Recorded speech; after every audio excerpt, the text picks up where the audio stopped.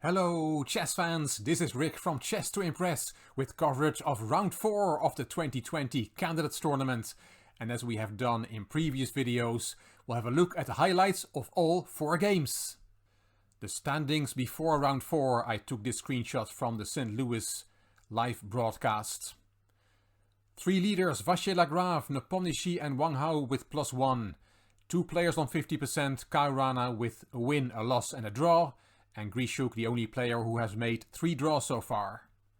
On -1 are Giri, Yangko and Ding. And these were the pairings of round 4. Karana against Nepomniachtchi, Wang Hao, Yangko, Vachier Lagrave against Grisha and Ding Liren against Anish Giri. The first game to finish was Maxime Vachier Lagrave with the white pieces and Alexander Grisha on the black side. And we did not see the elbow bump, just a normal handshake at the start of the game.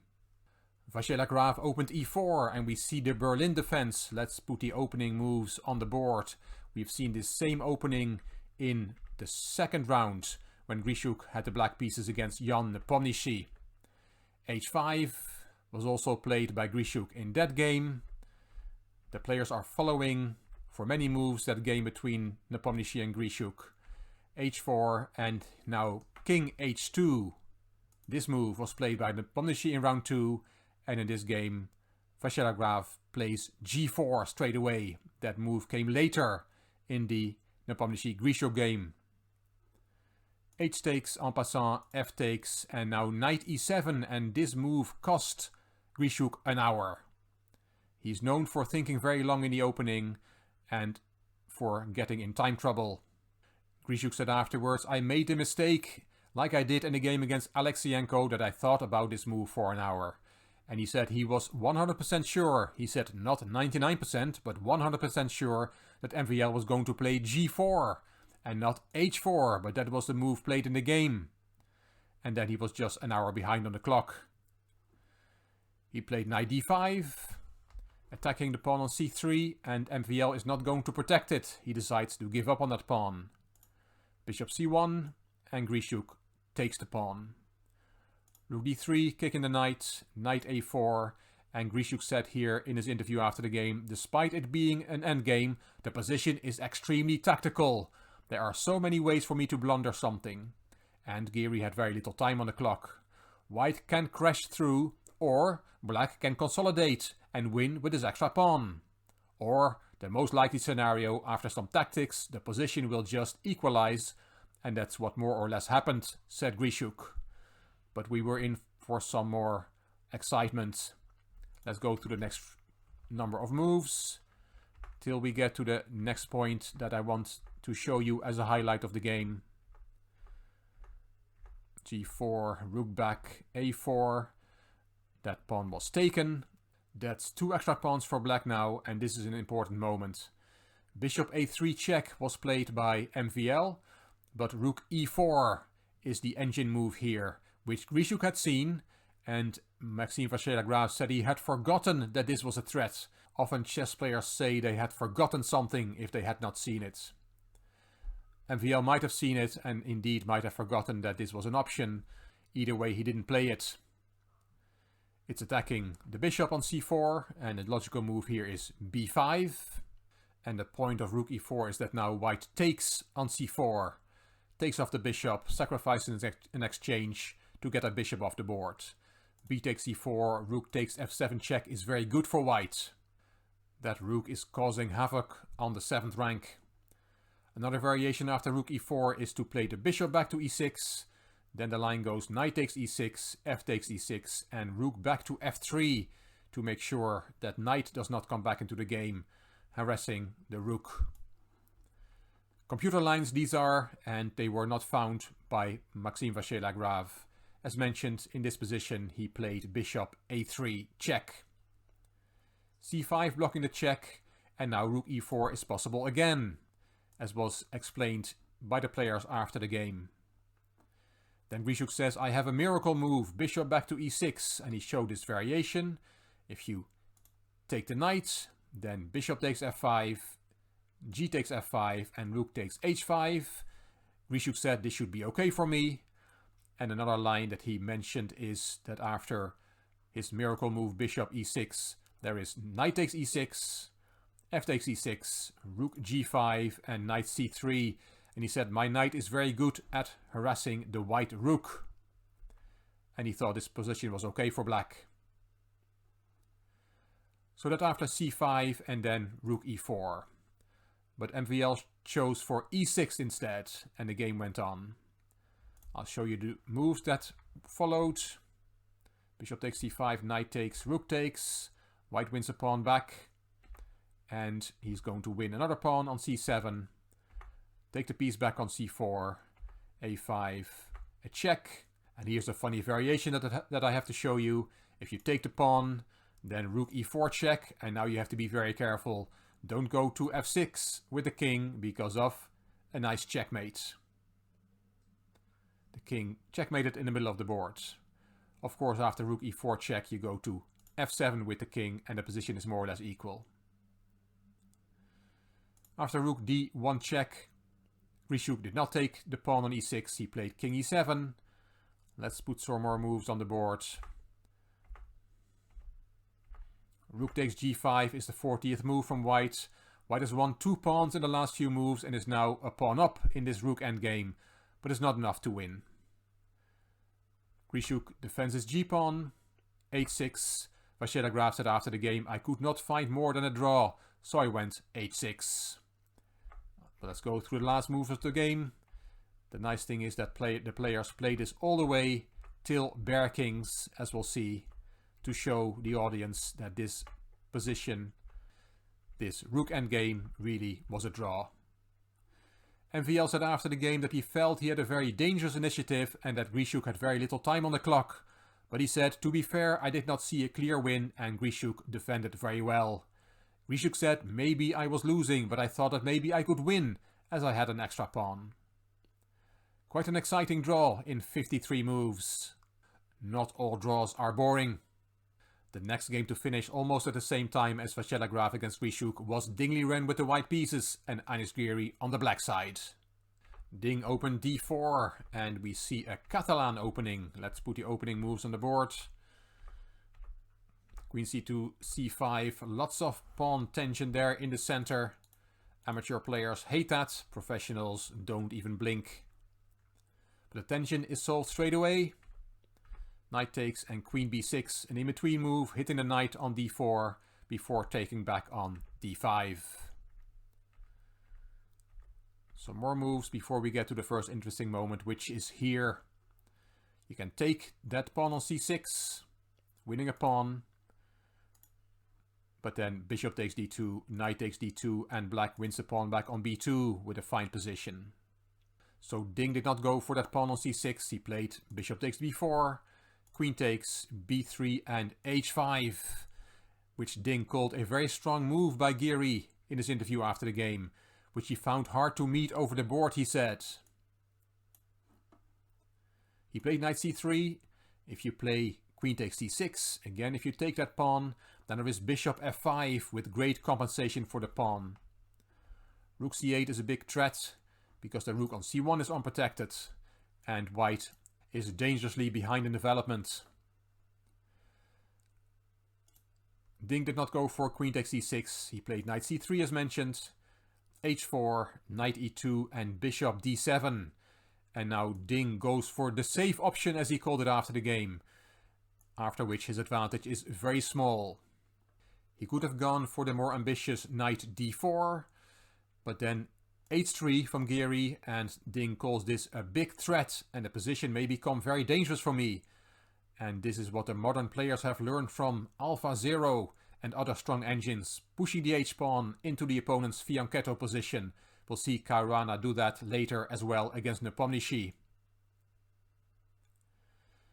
So instead of knight d4, Ding went for knight f4 to keep the h3 square well protected. h takes e3 and Ding took back. Giri said after the game, this is less of an Alpha Zero thing than in Alpha Zero games, as I'm just trading the pawn. He did not push it all the way to h3. He said I have an option of knight g4 and the queen to h6, which means white has to be alert and play more cautiously on the queen side. It made sense to push the h-pawn, but not in the way it went. Before the game, I was hoping that I could push the pawn to h3, then throw something forward, sacrifice the d4 pawn and checkmate Ding on g2.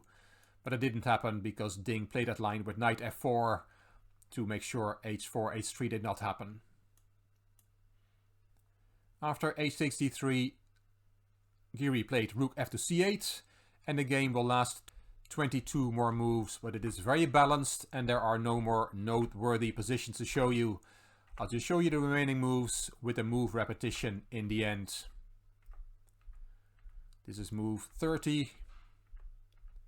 The players made time control. There is no draws allowed before move 40. That means no draw offers are allowed. Move repetitions are still possible. This is move 41, rook a1, and we see the move repetition moving the rooks up and down. A very balanced game, said Ding, and Giri said the position was always within the drawing margin, and we had a second draw in the books. The third game to finish was Wang Hao with the white pieces against Kirill Alexeyenko. And let's go through the opening moves again. Very symmetrical position. And here the symmetry is broken with c6, knight b2 and a5. Wang Hao said my opponent meant to surprise me with this very solid opening. Let's look at some more moves before we get to the first interesting moment, which is after rook a8 to a6. Wang Hao called this a strange move and he thought he would be able to get a slight advantage, but he said I played too soft and did not manage to create anything. Alexeyenko said it was a very solid from the beginning, but after a very incredibly bad move, rook a6, it became worse for me and I had to find many concrete moves to hold my position. So both players thought rook a6 was a bad move. Queen takes b3. Here Wang Hao thought for a long time on how to recapture with the pawn or with the knight, and in the end he decided to capture with the pawn. But then after rook takes a1, again Wang Hao thought for a long time how to take back with the bishop or with the rook. He would like to control both the a and the c files, but that's not possible. In the end he took with the rook, and let's go to the next interesting moment. Quite complicated.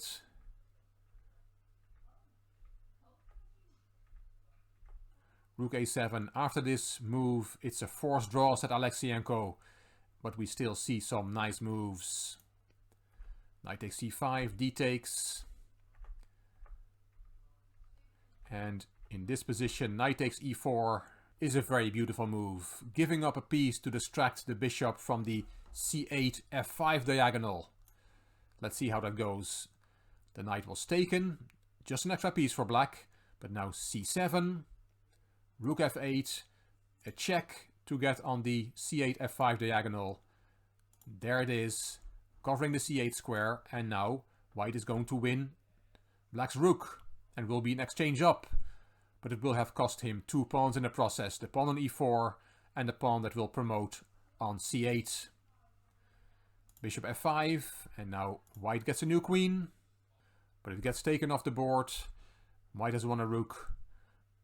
Rook takes c8, and now white plays rook a8, winning that bishop. King g7, rook takes c8. White has an extra exchange, but black has 2 pawns compensation, and Wang Hao did not try to win his position for very long. The players just made it to move 40 and then agreed a draw after this move, king f1, which is the 41st move. And we had draw number 3. The last game to finish, Fabiano Karana with the white pieces against Jan Nepomniachtchi on the black side. And this game was a Grunfeld Indian, and a very classical old line of this opening. Let's go and play to the first critical moment, which is here after queen c8. Nepomniachtchi said this line is very solid for black, but it did require a good memory after move 20, which is about here. I did not repeat this particular line before the game, so he had not looked at it in his preparation before this game. I knew the general ideas, but I think I misplayed it. The position requires precise play for black, to not get into trouble. You should have a good memory of your theoretical files. And we see h6, as did Giri against Dingliren. Fabiano Karana has also pushed his h-pawn in Alpha 0 style, but he, unlike Giri, has managed to get it all the way to h6.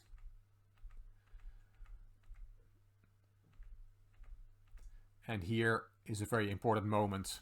The game is really heating up in the next few moves. Here bishop b4 looks very tempting, pinning that knight and attacking it twice. But there is d takes e6, very strong move. Don't think you can take that knight with the bishop, because then we have a checkmate on the board. This is a nice picture. And if you don't take with the bishop with the queen, that doesn't work either, because of that same move, bishop f8 and then e takes f7 check. That's good for white as well. So don't play bishop b4 here. Nepomniachtchi saw that he should not do that. He took on d5, knight takes, bishop takes, e takes, and now queen b4. Karana said here it was very difficult to figure out which queen move had to be played by white after queen b4. He said they all look the same, and the position is not immediately very concrete. So it's difficult to know if you should put the queen on c2, on d3 or on d1. In the end, Karana chose for the d3 square, queen a3, again offering a trade of queens, queen c2, queen a5 and queen d1. Bishop d6. Nepomniachtchi said this is the only way for me to fight, with king f8 coming on the next move. Nepomniachtchi realized he was in trouble. g3, king f8, and this is the moment of the game. Here in the live broadcast, and helped by the engine, the Grandmaster said queen d4 should be played here, and indeed that is very good for white. Karana of course had seen that move, but he said after king e7 I could not see an idea to win, and then I ended up playing a careless move. And there are all sorts of variations here, just to show you how dangerous things are for black. Can you take that pawn on a2? No, you can't, because there's a forced checkmate. We all like a checkmate, so I show you this variation. Just to show you what happens if black takes that pawn. King e7, bishop g5 check, f6. That pawn gets taken and the king will just get checkmated. Queen e6 check and checkmate on the next move. All that after queen d4 and then taking the pawn. Of course, Nepomniachtchi would not have taken the pawn. He would have played king e7, and as mentioned, Karana did not see how he could continue from here. The engine does. White really has a good advantage. Probably a winning advantage. In the game, Karana did not play queen d4. He played queen f3, which he called himself a careless move. Nepomniachtchi jumped on the opportunity to free himself. Queen e1 check, king g2 and f5. g4, and here is the move that Karana said he had missed, queen b1. And he said, now I'm on the worst side of a draw. We get into a bishop endgame. Black will be able to swap the queens by force. Bishop d4, king f7, queen e3 and queen e4 check. The queens get swapped and we have that bishop ending. f3, e takes f3 check, king takes and king e7. Nepomniachtchi said after the game that he had some slight hopes to get winning chances because of his majority on the queen side. Here's an extra pawn there. I'll show you the remaining moves of the game. Even though Nepomniachtchi had slight hopes, he was not really getting anywhere in this endgame. It stayed within the drawing margin. Show you the last moves of this round 4. Bishop f8, king d4, and Nepomniachtchi was not tempted to take that pawn with complications. Suddenly this pawn is very strong. d6 is a good move. He played bishop d6 and the players shook hands and this game was also drawn. For the first time in this event we see 4 draws in one round. We have been spoiled with decisive games so far. 5 of the earlier 12 games were decisive with 2 of those 5 games won by black. So not much has changed in the standings, if anything at all. We still have the 3 leaders, Vasheda Graf, Wang Hao and Nepomniachtchi, Grisha and Karana on 50% and Giri, Dingley Ren and Yangko on -1. Round 5 will be played on Sunday the 22nd of March and we'll see Giri against Karana, Grishuk against Ding, Yangko, Vasheda Graf and Nepomniachtchi against Wang Hao. I will be here after the round to tell you what happens. And I hope you liked this video. If you did, please give it a thumbs up, please subscribe to the Chess to Impress channel and please leave a comment. I will read them all and I will reply to them all. If you like this video, if you like the coverage of the 2020 Candidates Tournament, then please share it on social media by clicking the share button on YouTube. You can find me on Instagram, on Twitter and on Facebook. This is Rick for Chess to Impress. Thank you for watching.